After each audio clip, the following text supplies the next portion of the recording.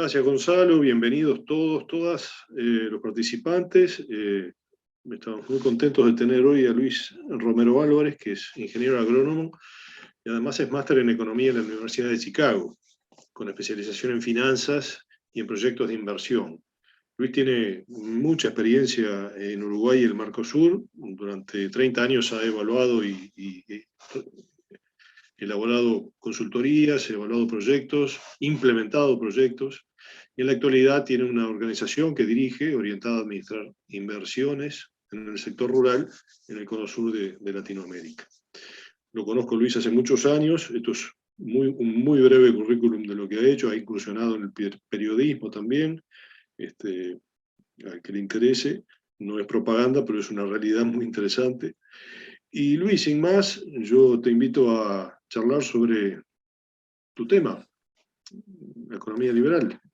Bueno, a todos, muchas gracias por la invitación, Pablo. Es cierto que nos conocemos hace muchísimos años y nos hemos tolerado durante tanto tiempo, digamos, eso habla bien de la buena relación. Y entonces, a la sugerencia de Pablo, voy a hacer una presentación breve de las ideas del liberalismo, de dónde surgen, a dónde nos traen, quiénes son los principales exponentes, y en alguna medida lo voy a hacer también como referencia a su contrincante, a su opuesto, porque uno también se define por quién no es. O sea, yo no soy tal, y al decir eso y mostrar quién es tal, uno se define a sí mismo. Entonces, yo tengo clasificadas, digamos, esas dos grandes corrientes de pensamiento filosófico primero y económico después, y las llamo liberalismo y populismo. El populismo básicamente puede ser de izquierda o de derecha. En nuestras latitudes tenemos más costumbre de verlo, el populismo, a la izquierda.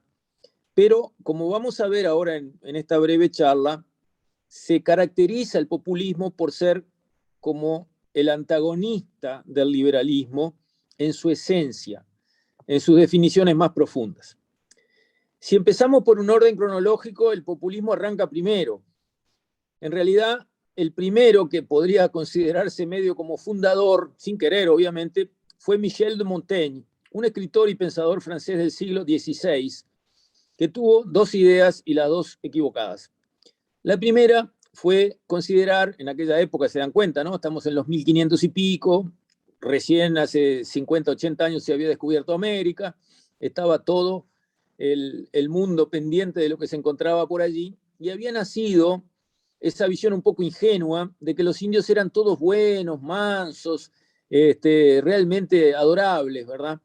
Y entonces ese concepto del indígena bueno lo presentó Michel de Montaigne antes que nadie, y el otro concepto que presentó, que fue tóxico y devastador, fue que si a alguien le iba bien, a alguien acrecentaba su riqueza, quería decir que otro la había disminuido. O sea, la economía de suma cero. Si tú tenés más, sos mal tipo porque alguien tiene menos. Eso es falso. La economía no es una torta que no crece. No es un juego de suma cero. Si yo tengo más, no quiere decir que otro tenga menos. Incluso la realidad muestra que quien tiene más es porque produjo más y con eso enriqueció a todos, porque de paso dio puestos de trabajo y generó oportunidades. Pero eso fue Michel de Montaigne, siglo XVI, en Francia. Esas ideas las tomó Jean-Jacques Rousseau en el 1762. Y Jean-Jacques Rousseau empujó un poco las ideas de Montaigne y dijo, sí, lo del indígena bueno lo llamó el buen salvaje, pero dio un pasito más. Dijo, el hombre natural, el hombre de la naturaleza es bueno, pero lo que lo corrompe es la propiedad privada. Eso no lo había dicho Montaigne, eso lo dijo Rousseau.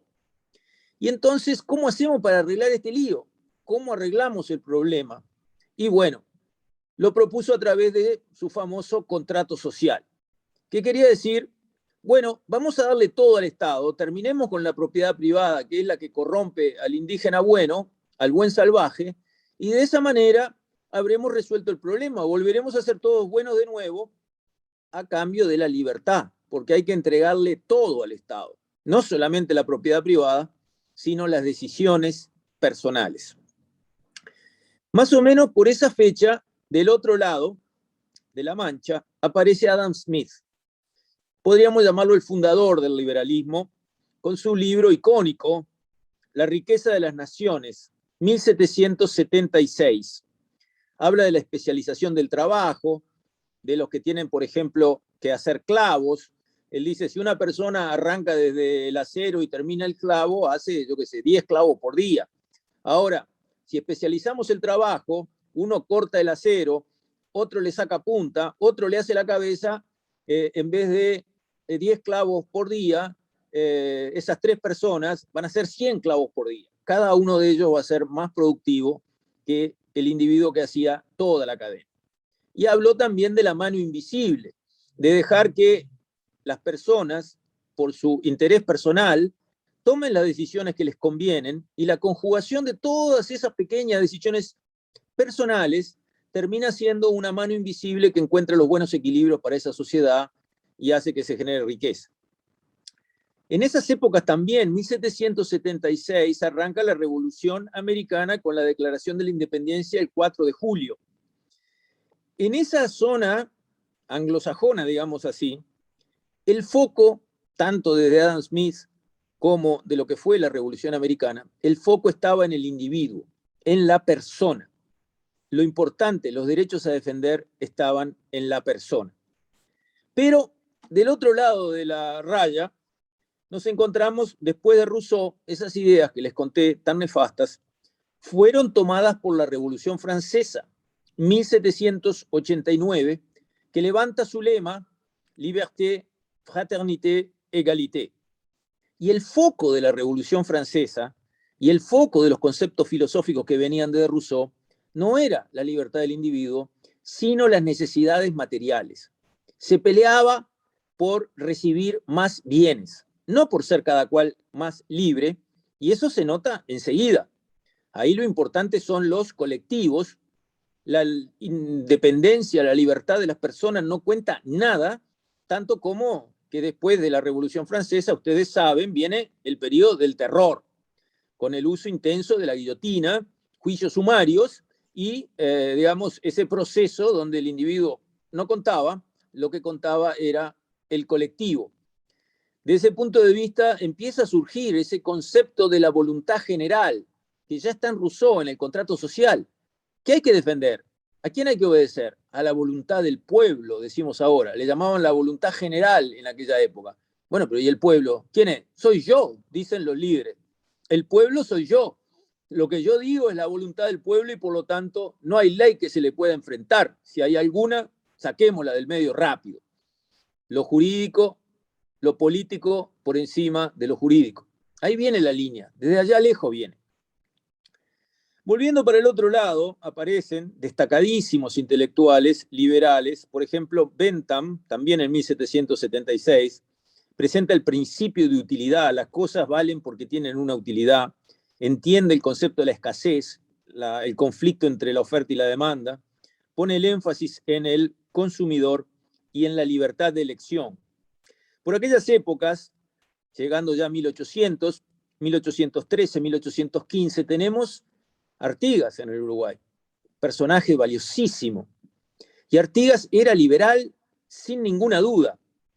25 años después de la Revolución Francesa, que fue, como digo, en 1789, Artigas presenta una nueva trilogía. En vez de libertad, igualdad y fraternidad, que la fraternidad no valió para nada más que para pasar a medio pueblo por la guillotina con juicios sumarios, Artigas dice libertad, igualdad y seguridad del individuo.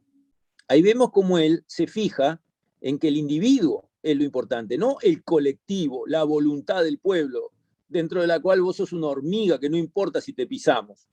Seguridad del individuo. La trilogía artiguista es muchísimo mejor. Bueno, después de esa época, en 1817, o sea, en las épocas que Artigas estaba peleando con los portugueses que invadieron en 1816, cuando la provincia argentina, en realidad el puerto de Buenos Aires, los llamó para que liquidaran a Artigas, en 1817 David Ricardo, otro ícono de la literatura liberal, publica sus principios de economía, política y tributación. Por nuestras costas, un poco más adelante, digamos, a mediados del 1800, en Chile es presidente Montt, ese de Puerto Montt, en 1855, y en Argentina conduce Alberdi, 1859. Esos dos países, junto con Uruguay, en medio de guerras civiles y de 50.000 problemas, son países liberales, están en esta línea. Artigas sostenía que había que copiar acá y crear los Estados Unidos del Sur. Se lo dice a Andresito, que era un lugarteniente indio que él tenía y que lo mandó a ser gobernador de Corrientes, y le envió un libro de un americano que explica el sistema federal de Estados Unidos y le dice por carta que tenemos, esto es lo que tenemos que hacer acá. Los tres países, Uruguay, Argentina y Chile, arrancan liberales en su historia económica y se enriquecen mucho bajo la guía de un concepto económico liberal, como lo vamos a ver después. Enseguida viene John Stuart Mill, otro grande, escribe libros que son, digamos, milestones, ¿no? Sobre la libertad en 1859, el utilitarismo en 1861, la esclavitud de la mujer en 1869. O sea, siempre esa lucha por la libertad del individuo.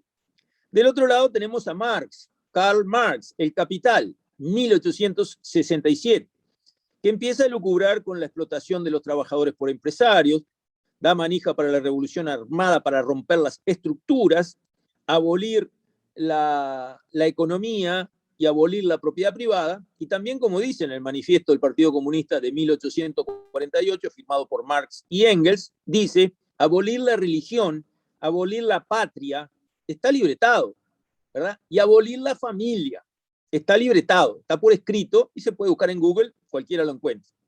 Eso tenemos de ese otro lado. Luego, ya avanzados en el 1900, otro grande fue León Walras, con su libro Elementos de Economía Política Pura, que se centra en el equilibrio general. Luego, un monstruo que enfrentó las ideas populistas y totalitarias, Friedrich Hayek, von Hayek, El camino de la servidumbre, libre que hizo historia, se opuso prácticamente solo en unas épocas en que el populismo, llámese comunismo, llámese nazismo, llámese lo que quieran, ese formato de pensar la sociedad estaba en auge entre la intelectualidad, entre sus colegas, los intelectuales, habían abrazado esos conceptos de que el Estado iba a resolver todos los problemas. Después llegó Friedman con sus ventajas comparativas, que las podemos explicar después. Después dos grandes que fueron profesores míos, Theodor Schultz y Gary Becker, cuando crearon el concepto del capital humano. Y después Bob Lucas con sus expectativas racionales. Del otro lado, ya en los 1900, tenemos a Antonio Gramsci, el fundador del Partido Comunista Italiano en 1925. Él hablaba de la hegemonía cultural, de dominar la educación, el arte, el periodismo y las instituciones para capturar el poder. Él decía que Marx tenía razón en todo, menos en lo de la lucha armada, que había que capturar el arte, los artistas, el deporte, los medios de comunicación, y imponerse en esos círculos chicos desde donde hay una gran caja de resonancia hacia el resto de la sociedad, cambiar los paradigmas, cambiar el sentido común y de esa manera lograr que el poder cayera en las manos sin tirar un solo tiro. O sea, sigue estando todo libretado. Y después tenemos a Keynes, un poco ahí, esto era Antonio Gramsci en el 25, Keynes llega en el 36, con su teoría general del empleo, el interés y el dinero. No se lo ve a Keynes como populista, pero yo solamente le voy a leer una frase textual de Keynes, y ustedes sabrán. Dice así, una frase textual, comillas, El capitalismo individualista, decadente, en cuyas manos nos encontramos después de la guerra, no es un éxito, no es inteligente, no es bello, ni justo, no es virtuoso y no produce bienes. ¿Qué les parece, Keynes? Bien. Y después, en nuestros pagos, a todas esas macanas, le sigue la teoría de la sustitución de importaciones, que empuja a la CEPAL por los 50, y después que nos damos cuenta de que eso es un disparate mayúsculo, justo caemos en las manos de la teoría de la dependencia en los 60, que fue, digamos, fogoneada por Fernando Enrique Cardoso en las épocas en que era profesor izquierdista en la Sorbonne. Entonces salíamos de Guatemala y caíamos en Guatepeor. y eso derivó, digamos, en toda esa concepción de izquierda que llevó, por ejemplo, a Galeano, en realidad Hughes Galeano, a escribir Las venas abiertas de América Latina. Somos pobres porque otros nos chupan la sangre. Esa es la concepción central de ese libro, que se enmarca en esto del populismo, ¿verdad?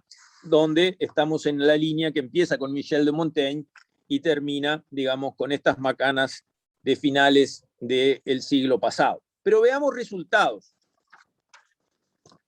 Acá están. Vamos a comparar liberalismo con populismo. En conceptos, el centro del liberalismo es la libertad ciudadana, en el populismo es la voluntad del pueblo. El individuo es la referencia para el liberalismo, el colectivo es la referencia para el populismo. Lo que busca promover el liberalismo es la iniciativa empresarial, el populismo es la expansión estatal, controles, regulaciones. En el liberalismo es rey el respeto por las leyes y las instituciones. En el populismo, lo político por encima de lo jurídico, frase textual de Mujica y también de Evo Morales, textual, comillas. En el liberalismo se piensa, no des pescado, enseña a pescar. En el populismo son subsidios y transferencias sociales sin contrapartidas. El liberalismo tiene respeto por todas las religiones, el populismo tiene ninguneo o prohibición de las religiones. Ahora miremos números, a ver cómo le va a los que siguen en un cuadro nacional, mi cuadro ganador, o los que se ponen a jugar en el Peñarol populista. Argentina, segunda mitad del siglo XIX, entre los 10 más ricos del mundo. Cuando Argentina se volcó al populismo, está en la posición 61. Uruguay, en aquel momento, entre medio de guerras civiles, saliendo de 1000 problemas, sin infraestructura, sin nada, entre los 10 más ricos de PBI per cápita del mundo. Después, cuando abandonamos las líneas liberales, posición 58. Chile, en aquellos momentos del presidente Montt, que trajo a un francés economista que fundó la cátedra de economía de la universidad en Chile y condujo la política económica por sendas totalmente liberales, estaba entre los 16 más ricos del mundo. Después cayó a la posición 57. Esperanza de vida, los países afiliados al liberalismo, 80,4 años. Los que están con Peñarol, 64 años. Ingreso per cápita nacional, $41.228. Peñarol, 5.731. Crecimiento medio anual, están en casi 4%, lo del liberalismo, 1,5%, lo del populismo. Pobreza extrema, o sea, inferior a $1 por día, 1,2% de la población en el liberalismo, 30% en el populismo, y pobreza moderada, $3 por día, 2,3% en los países liberales, 48% en los países populistas. Y mirando un poco para nuestra región, veamos qué pasó con nuestros vecinos, Argentina, Chile, Uruguay. Alberdi en Argentina copió la Constitución de Estados Unidos para empezar a Argentina. La base de la nación estaba en la libertad y el gobierno limitado. Decía, comillas, la omnipotencia del Estado y la negación de la libertad individual. Por la naturaleza de las cosas, cada hombre tiene encargo providencial de su propio bienestar y progreso. Los estados son ricos por la labor de sus individuos y su labor es fecunda porque el hombre es libre, es decir, dueño y señor de su persona, de sus bienes, de su vida, de su hogar. En Chile, como le dije, Manuel Montt en el 55 trae al liberal francés Jean-Gustave Courcelles-Seneuil y funda la disciplina de economía en la Universidad de Chile.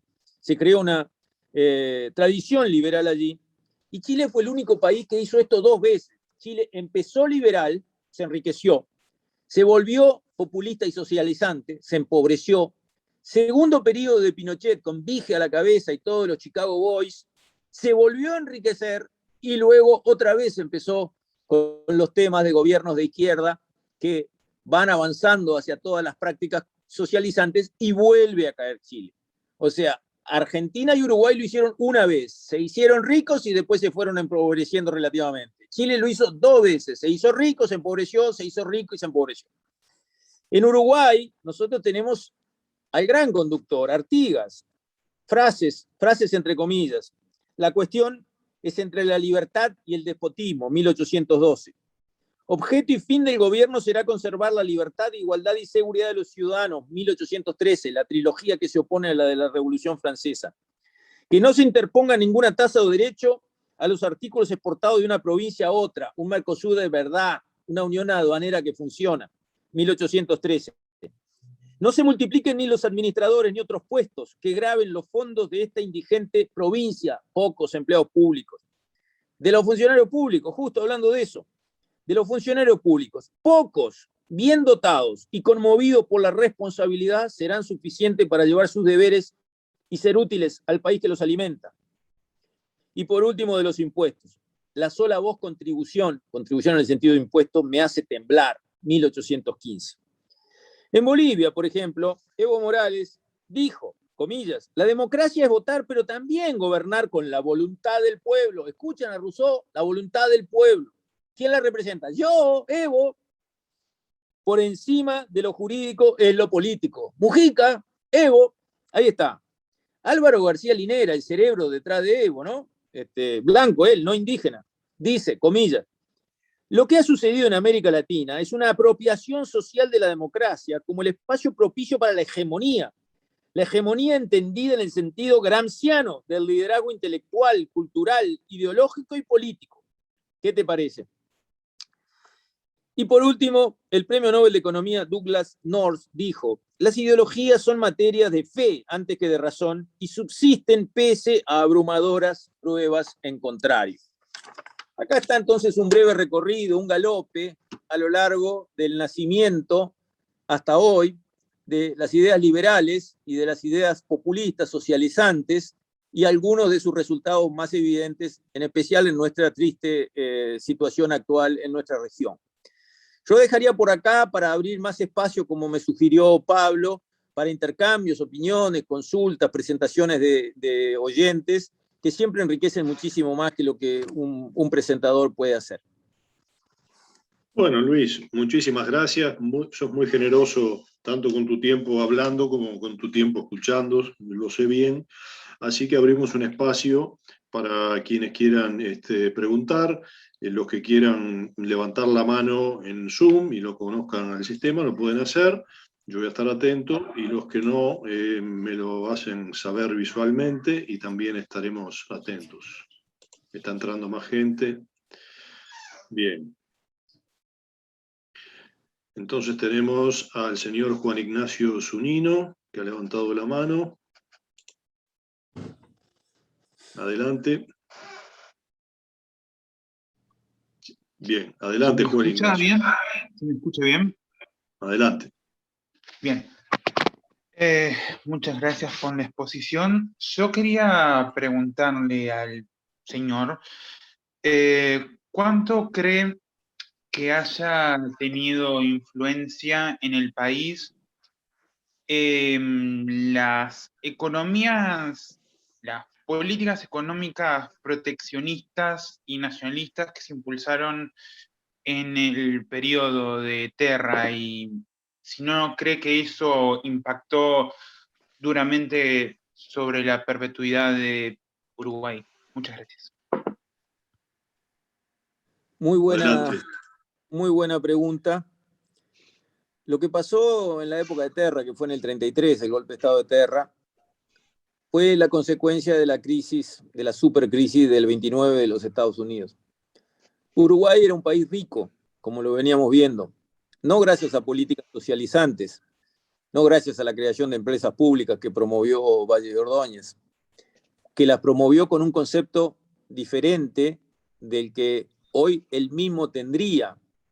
Él promovió la creación de monopolios porque se entendía, en aquella época que de economía todavía se sabía poco, se entendía que los monopolios generan rentas monopólicas.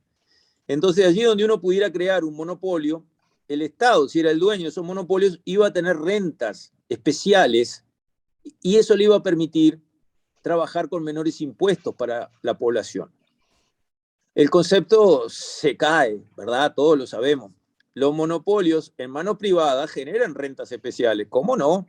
Denme a mí el monopolio de ANCAP y yo, sin robar un peso y con el combustible bastante un buen precio y de mucho mejor calidad, hago ricas a varias generaciones de Romero, sin ningún problema. Ahora, le dan un monopolio ya sabemos a quién, y quedamos con un agujero de 900 millones de dólares. Monopolio en manos del Estado no es renta especial. Entonces, aquello que se creó para bajar los impuestos terminó subiendo los impuestos, porque las empresas públicas nos dieron productos en general de mala calidad o servicios de mala calidad y además extraordinariamente caros, y muchas veces generaron agujeros que hubo que ir a tapar. Después de la crisis del 29, de la Gran Depresión de los Estados Unidos, hubo una ola que atravesó el planeta entero, como ahora en el 2008-2009, pero mucho más grave. Entonces, un país rico veía venir pobreza, veía venir crisis. Entonces, la reacción instintiva fue cerrar la economía, como uno cierra la ventana de una casa cuando viene un temporal de afuera. Entonces, eso fue una reacción instintiva y natural, como digo, en épocas en que se sabía mucho menos de economía que hoy. Y eso además, poco tiempo después, cuando la crisis pasó y empezó el New Deal y la locomotora americana arrancó y llegó la Segunda Guerra y arrancó más fuerte y dale, ahí nos montamos arriba de la teoría de la sustitución de importaciones. Si nosotros hubiéramos cerrado la economía de un portazo para evitar el lío de afuera durante 2, 3, 5 años, no hubiera pasado nada. El problema es que eso calzó con la teoría de la sustitución de importaciones del doctor Prebisch desde la CEPAL, que esa fue devastadora, esa nos quebró el espinazo. ¿Por qué? Entendamos. La teoría de la sustitución de importaciones dice, pero escucha, para ser desarrollado tenés que tener tus propias industrias. ¿Por qué no tenés tus propias industrias? Cerrá la economía, poner aranceles, cuotas, tipos de cambio diferenciales y todo lo que puedas para que no entre producto del exterior. Porque esto es muy claro, tratá de exportar mucho e importar poco. De esa manera te enriqueces, ¿entendiste? Entonces, cerrá la economía, poner aranceles altísimos o cuotas de importación y entonces vas a tener industria de todo tipo. Si no se pueden traer baterías, alguien va a poner una fábrica de baterías. Si no se pueden traer heladeras, alguien va a poner una fábrica de hacer heladeras. Efectivamente, así se hizo. Altísimos aranceles, tipo de cambio diferenciales, toda la parafernalia que la recontra conocemos. Y al principio el sistema arranca, porque si el mercado queda desabastecido de heladeras, alguien va a poner una fabriquita de heladeras en el Uruguay que va a abastecer el mercadito de heladeras con heladeras medias truchas y bastante caras, pero todavía bastante más baratas que importar una heladera con semejantes aranceles. Entonces, al principio de inversión, se pone una fábrica de heladeras y otra de cubiertas y otra de baterías y dale. Entonces se invierte y se crean puestos de trabajo industriales que parecen genuinos. Pero ¿qué pasa después? ¿Dónde está el fracaso? El fracaso está en el tipo de cambio. Se produce un atraso cambiario estructural que quiebra a las economías. Eso lo vivimos y después lo aprendimos conceptualmente. ¿Por qué?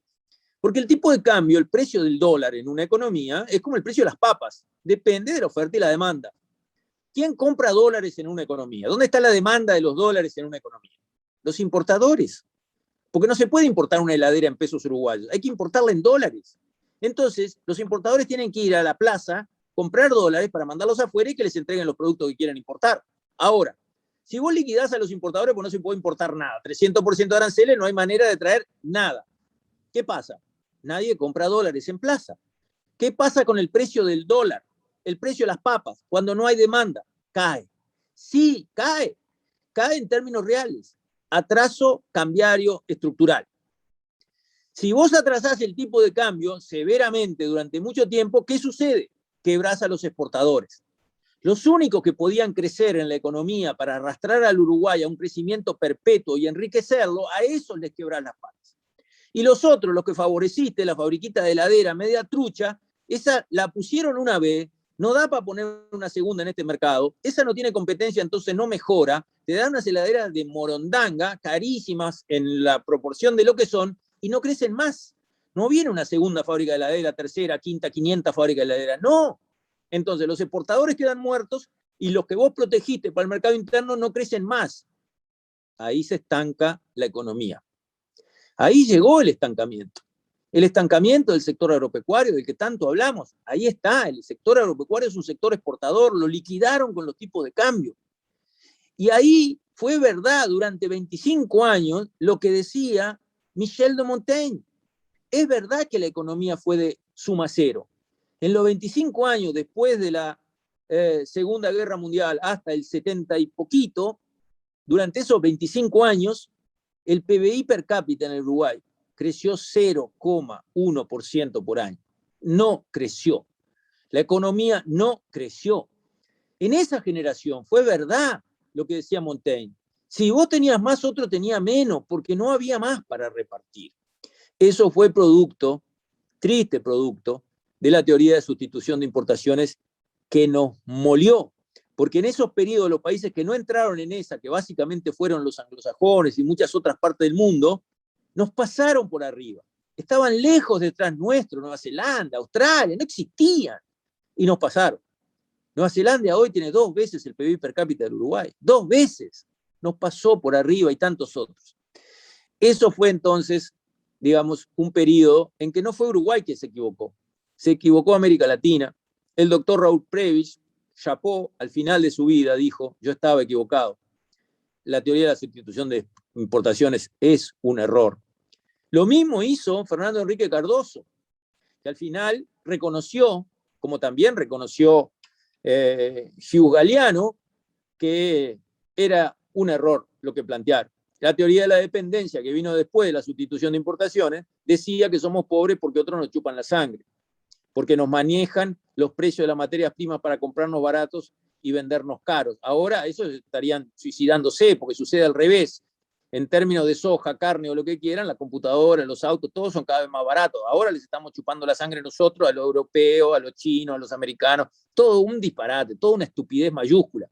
Pero gravísima. La teoría de la dependencia de Cardoso fue el libro de cabecera de todos los movimientos revolucionarios.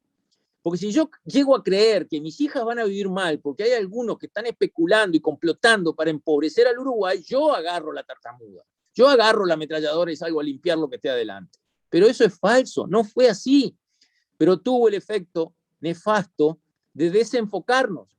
En vez de entender qué nos pasaba, que eran las culpas nuestras por nuestras malas políticas, nos pusimos a pensar que estábamos arruinados por culpa de otros, lo cual siempre fue falso. Entonces, esa es la historia, triste historia del siglo XX para nuestro paisito. Muchas gracias, Luis. Muy clara la explicación. Tengo ahora anotado a Ignacio Jaffe. Por favor, si te quieres desmutear. Pueden bajar las manos los que ya pasaron, así no lo repito. Ignacio, gracias. Hola, quería preguntar una cosa, y es que es más sobre el Partido Colorado. Es un partido grande hoy en día, y supongo que tiene algunos sectores, algunos más gallitas, otros más liberales. ¿Cuáles serían los sectores los distintos sectores que tiene? Te voy a contestar yo primero. ¿Sabes lo que pasa? Que Luis Romero Álvarez es un orador invitado, un especialista en economía que lo hemos invitado por su capacidad, no por un tema político. Entonces, esa pregunta, tal vez si querés, si tenemos tiempo, la podemos charlar al final, ¿te parece? Porque como que... No, y otra pregunta que escapa estaba un relacionada poquito. al Dale. tema proteccionismo era sobre si los aranceles, obviamente hablaste un poco de esto, si los aranceles pueden ser como, si se puede, yo qué sé, si el Mercosur se puede flexibilizar, o no sé, sobre los aranceles en el Mercosur, eso. Bueno, perfecto. Le trasladamos al ingeniero Romero el tema de aranceles dentro del Mercosur, que es lo que creo que quiere saber tu opinión, Ignacio, Luis. ¿Cómo no? El tema de los aranceles apunta a entender si estamos frente a una economía abierta o cerrada. El arancel es lo que cierra o abre la puerta de la entrada de bienes desde afuera hacia un país o un Mercosur, digamos, o una alianza de países. Lo primero es entender si estamos adentro de una economía abierta o cerrada, porque esta discusión está presente hoy día. ¿Cómo se mide si un país está abierto o cerrado desde el punto de vista de su economía? Es muy fácil. Hay una fórmula. Sumamos las exportaciones más las importaciones de un año y las dividimos entre el PBI del país. Eso da un ratio, una razón. Cuanto más alto es el número, más importante es el comercio exterior, exportaciones más importaciones en la generación de riqueza del país, y eso quiere decir más abierto es el país. ¿Ok? Bien. El Banco Mundial hizo esos deberes, porque ahora como hay serie de datos de todos los países, ya hay computadoras grandes, metió todo eso entre las computadoras e hizo una lista de los países desde el menos abierto hasta el más abierto. ¿Ok? Usando esa fórmula, para todos igual. ¿Cuáles son los 4 países más cerrados? O sea, menos abiertos del mundo. Se los cuento. Myanmar, que estuvo cerrado hasta que no se podía ni ir, hasta recién. Argentina, Brasil y Uruguay. Los 4 países más cerrados del mundo, sumando 170 o 180. ¿Estamos en una economía abierta o cerrada? ¡Súper cerrada! Segundo, miremoslo por el lado de los niveles de aranceles promedio, porque hay cosas que tienen aranceles distintos en cada lugar, pero el promedio es el promedio. Estados Unidos, el mejor mercado del mundo, 25% de la economía mundial y el mercado más rico, más valioso, más diversificado del mundo. El mejor mercado del mundo, ¿qué arancel promedio tiene? 4%. ¿Qué arancel promedio tiene Mercosur? 16%. ¿Somos cerrados o abiertos? Súper cerrados.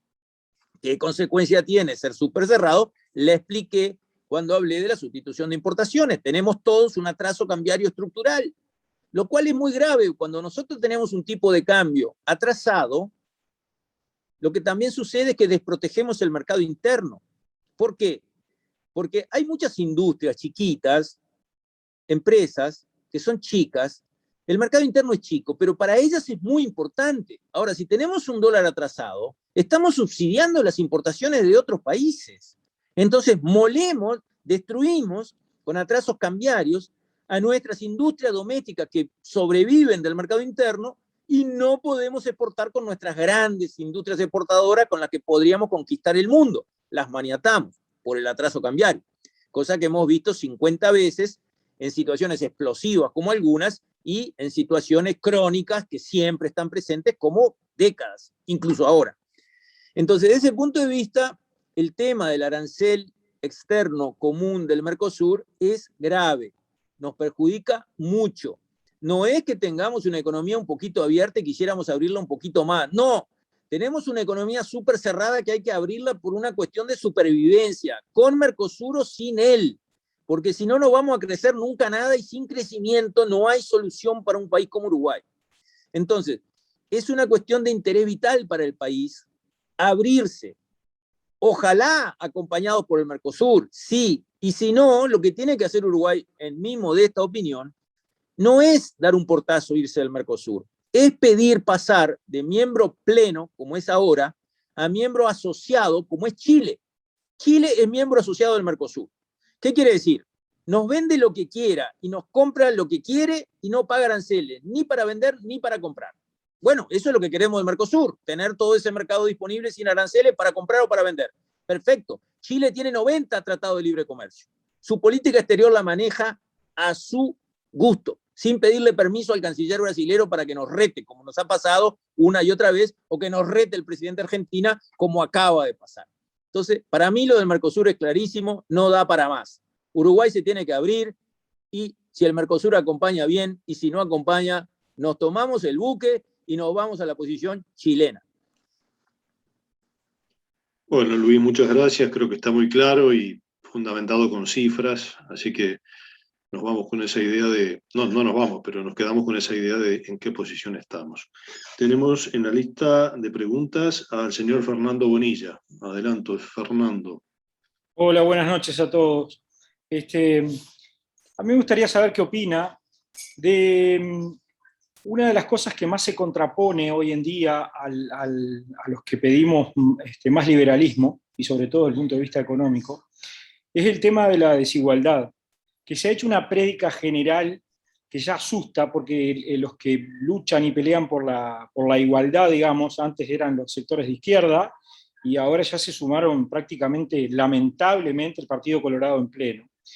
Y yo entiendo, y me encantaría saber qué opina el expositor, que la desigualdad no es un problema. El problema que tenemos en realidad que solucionar es la pobreza. ¿Por qué yo pongo un ejemplo de esto que ni siquiera es mío, pero... Es decir, si nosotros lográramos una igualdad total en este país y todos ganáramos 30.000 pesos, tendríamos desigualdad cero, pero seríamos todos pobres. Es decir, yo sería un pobre entre pobres. Ahora, si yo tengo la suerte de tener un ingreso de 100, 150 mil pesos por mes en la realidad uruguaya, me convertiría en una persona de clase media con un buen vivir.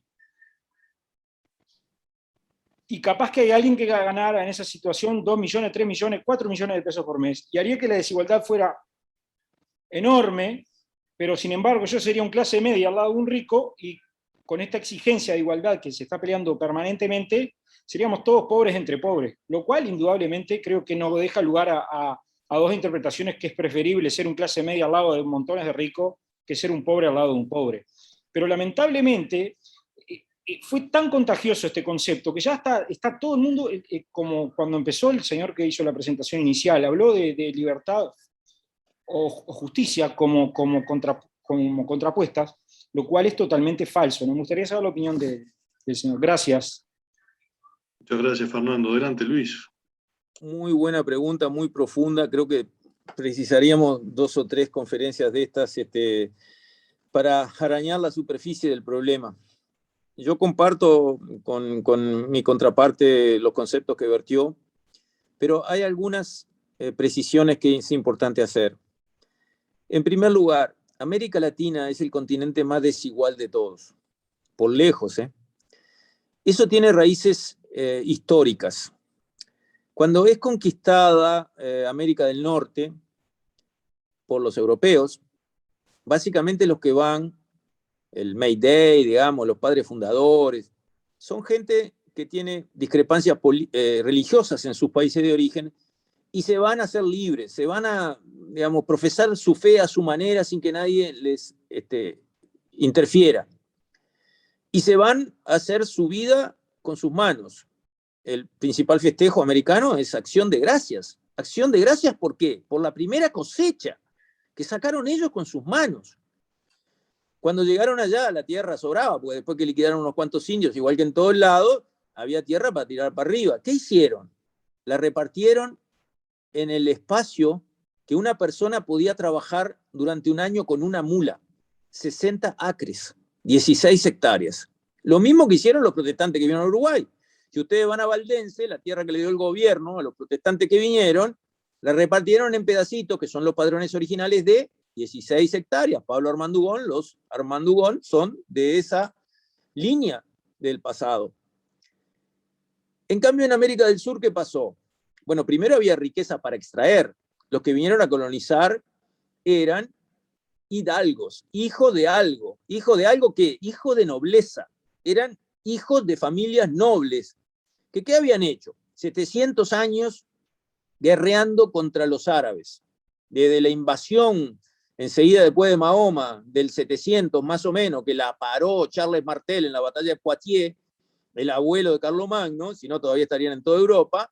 Desde ese momento hasta el 1492, cuando Fernando conquistó el último reino moro que quedaba, que ya le rendía pleitesía, que era Granada, y además le escribió una carta del rey Fernando al sultán y le dijo: aunque me pagás impuestos, te voy a invadir igual, y el que avisa no traiciona. Esa frase viene de ahí, lo invadió y lo conquistó en 1492.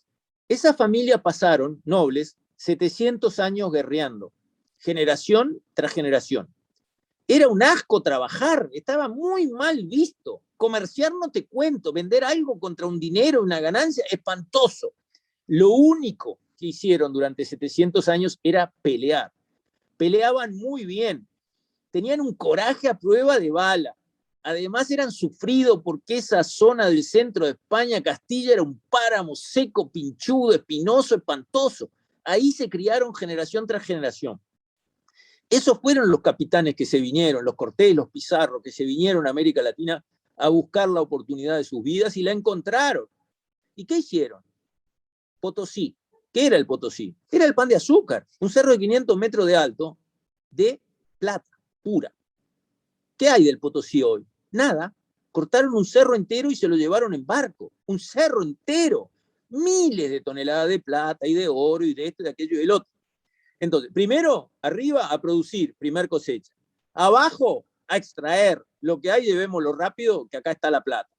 Y después quedaron recibiendo extensiones de tierra para vivir de rentas, con indios y todo adentro. Como los indios no laburaban mucho, trajeron los negros a producir caña de azúcar o lo que hubiera que producir. Entonces, la tierra se repartía en suertes de estancia, se decía, 5.000 hectáreas, suertes de estancia. Peleaste bien una batalla, tomá, esta es para vos, 5.000. No sabían dónde quedaba, nunca la habían visitado. Igual, ahí tenés la estancia. Artigas, cuando peleó bien al principio y pacificó la campaña, le dieron 100.000 hectáreas alrededor del Uruguay. ¿Ya? Entonces ya arrancamos de dos orígenes muy distintos, del acceso al capital, de la distribución de la tierra, arrancamos de orígenes muy distintos, que evidentemente eso influye en la evolución futura de la igualdad o de la desigualdad. Dicho esto, y reconociendo que la desigualdad en América Latina en general es muy violenta, no así en Uruguay, que siempre fue un país de clase media. Acá, digamos, no es un país de mega ricos y mega millonarios, es un país de una fuerte clase media. La desigualdad es un tema que en el mundo está presente, es titular. Ahora bien, la desigualdad no puede ser el enemigo a liquidar. ¿Por qué? Porque la desigualdad tiene orígenes que son naturales. Hay personas más inteligentes que otras, hay personas que tienen un don que no es inteligencia, hay un gran pintor, hay un músico excepcional, hay personas que son muy esforzadas y que laburan como presos el día entero porque quieren y progresan. Hay otras personas que no les gusta laburar, que no les gusta hacer nada. Y son así.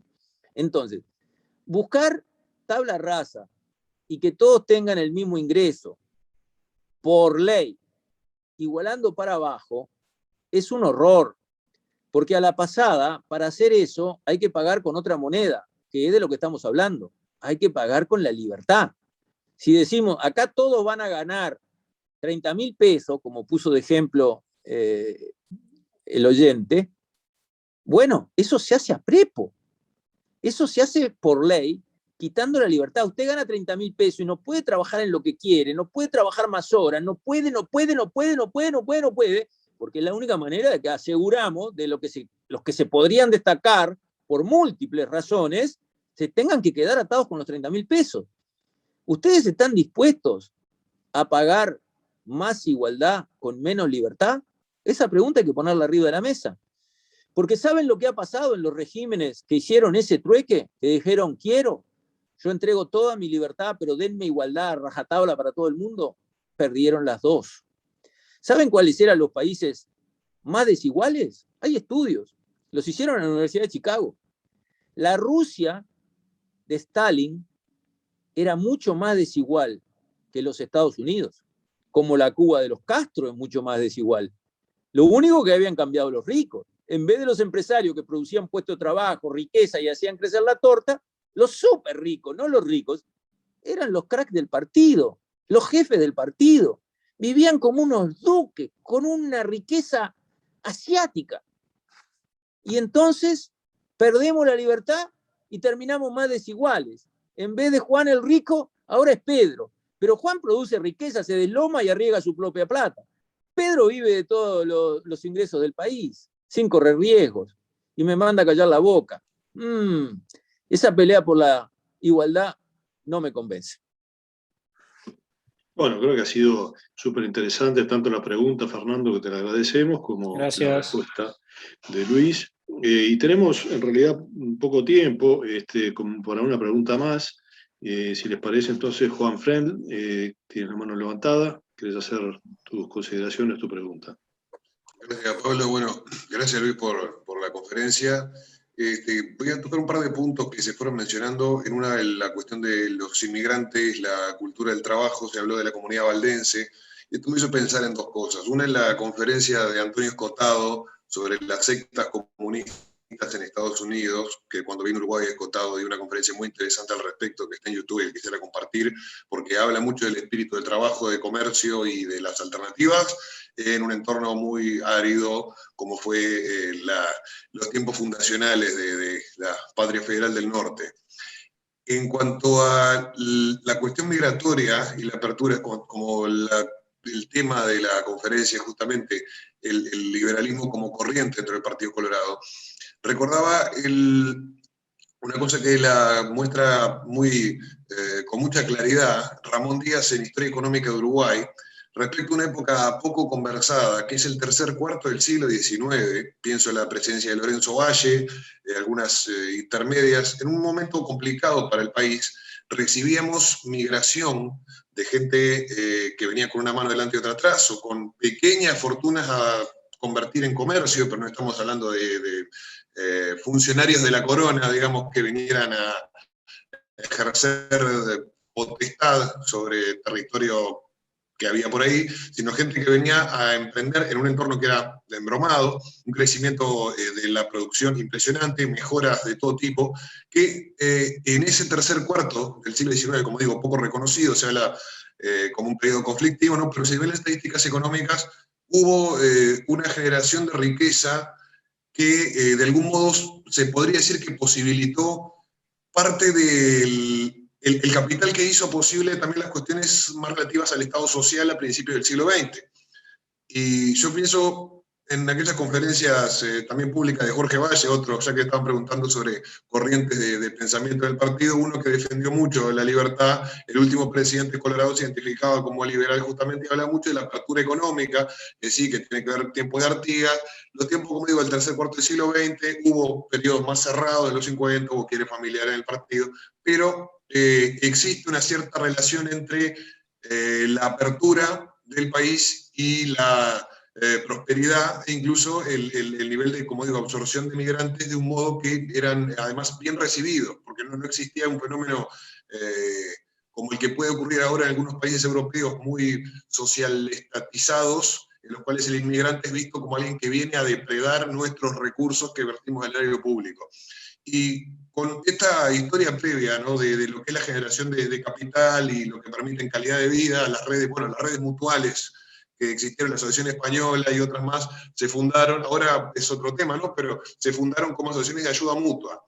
Dado que, como indican también una cantidad de cifras internacionales a disposición de todo el mundo, mayor libertad económica significa una mayor rédito del trabajo para los niveles, los estratos económicos relativamente más pobres, un mejor nivel de vida para el 10% más pobre, servicios, derechos humanos, toda una cantidad de estadísticas que normalmente hacemos con la justicia social, dado que también en un cierto margen de libertad económica se vuelven a veces las sociedades más tolerantes por el tema de que hay menor pelea por recursos ajenos, a veces menos protesta de autoritarismo. Dado todo esto, ¿por qué cree usted, si es que tiene una opinión al respecto, de que se contrapone tanto la libertad económica con los principios de justicia social, es decir, de velar por el bienestar del prójimo a través de la comunidad? Gracias. Muy buena pregunta y me gustó también la introducción, el marco. Yo creo que hemos vivido, digamos, periodos en nuestras sociedades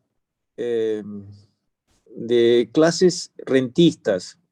Digamos, en Uruguay no tanto, pero lo vimos en Argentina, ¿verdad? La patria contratista, la patria financiera, personas que en realidad operaban y hacían fortunas y ganaban mucho y se despegaban de la población, pero con prácticas que son delincuenciales, que son incorrectas, tanto desde el punto de vista legal, pero sobre todo desde el punto de vista ético.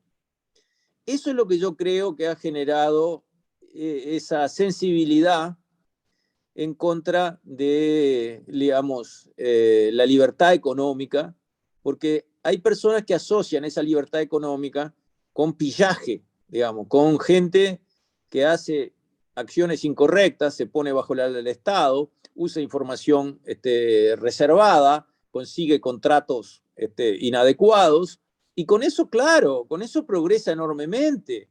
Si yo puedo manejar esos hilos para mi interés, nunca soy capturado, nunca soy condenado, y yo voy ganando y ganando y ganando fortunas, trabajando poco, porque simplemente lo que tengo que hacer es cabildear y acordar para acá y para allá y hacer todo eso, y después, pum, la plata está sola, y es plata de todos, que costó mucho juntar con impuestos.